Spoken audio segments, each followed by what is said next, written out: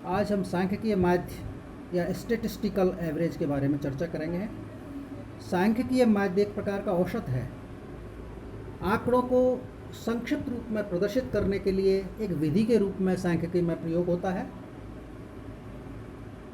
सांख्यिकीय माध्य को हम केंद्र प्रवृत्ति की माप भी कहते हैं। इस पद की एक प्रवृत्ति होती है केंद्र में रहने की। सारे समूह का ये प्रतिनिधित्व करता है। जिस श्रेणी का माध्य होता है उस श्रेणी के सभी आंकड़ों का ये प्रतिनिधि होता है। एक तरह से उनके बारे में बताता है, उनकी टेंडेंसी को स्पष्ट करता है। सांख्यिकीय माध्य एक अकेला तथा सरल व्यंजक है जिसमें किसी जटिल समूह का शुद्ध परिणाम केंद्रित होता है और गणना के लिए, समूह की गणना के लिए इसको एक प्रतिनिधि के रूप में उपयोग में लिया जाता है। सांख्यिकीय माध्य का महत्व या उनके उद्देश्यों के बारे में चर्चा करें तो सबसे पहले जानना पड़ेगा कि ये सांख्यिकीय माध्य एक प्रकार का औसत है जो जटिल समूह का सरलीकरण करता है, उसे संक्षिप्त और सरल रूप में प्रस्तुत करता है।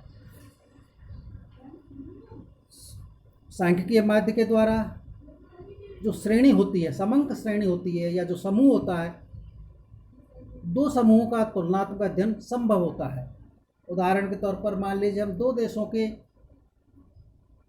प्रति व्यक्ति आय की तुलना करें तो उसके लिए हमें सांख्यिकीय माध्य की ही गणना करनी पड़ेगी, उसी के माध्यम से हम तुलना कर पाएंगे। यह पूरी समंक श्रेणी का प्रतिनिधित्व करता है, यानी पूरी समंक श्रेणी के बारे में बताता है कि समंक श्रेणी के जितने भी आंकड़े हैं उनकी प्रवृत्ति क्या है, वो किस तरह के हैं। साथ ही सांख्यिकीय माध्य जितने भी सांख्यिकीय विश्लेषण हैं उनका आधार बनता है।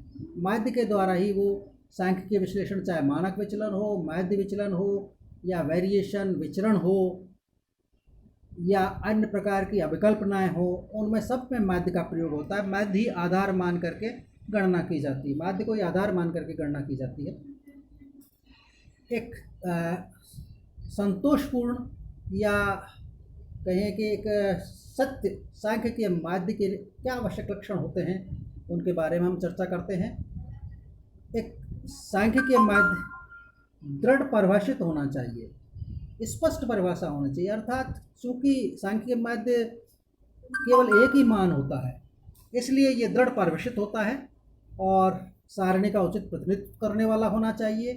यानी कि सभी जो विभिन्न पद हैं सारणी के या श्रेणी के, समंक श्रेणी के जो विभिन्न पद हैं उनका प्रतिनिधि होना चाहिए। उनकी सबकी जानकारी, उनके प्रवृत्ति की जानकारी कि वो पद किस प्रकार के हैं, इस माध्य के दाईं ओर कैसे पद हैं, बाईं ओर कैसे पद हैं, इसकी सबकी जानकारी ये स्वयं माध्य देता है। माध्य हमेशा सरल निकालने में और समझने में सरल होना चाहिए। इसकी गणना सरल होती है और इसका ये सभी पदों पर इसका असर होता है, इसलिए चूँकि ये सभी पदों के योग से निकाला जाता है, सभी पदों पर आधारित है इसकी गणना। इसके साथ साथ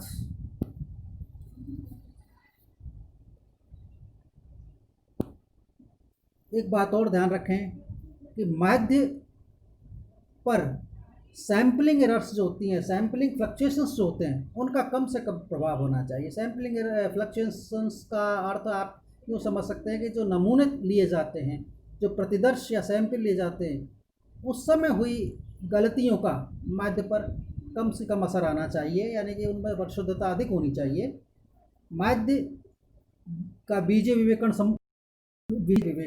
विवेचन, माफ़ कीजिए, माध्य का बीजीय विवेचन, एल्जेब्रिक ट्रीटमेंट, एल्जेब्रिक एप्लीकेशन होना ज़रूरी है, उपयुक्त होता है।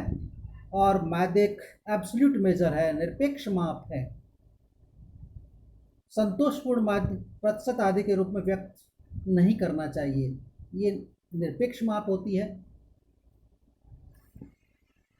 इसके अलावा भी हम और कुछ बिंदुओं को समझ सकते हैं, जैसे असमान विस्तृत वाले वर्गों का प्रभाव। माध्य पर एक्सट्रीम जो पद हैं, यानी कि सबसे छोटा पद और सबसे बड़े पद में यदि अंतर ज़्यादा है तो माध्य पर इसका असर आता है।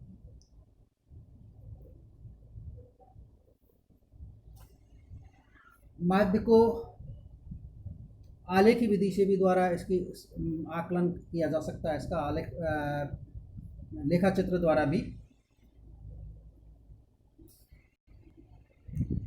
एक बात हमेशा ध्यान में रखने की है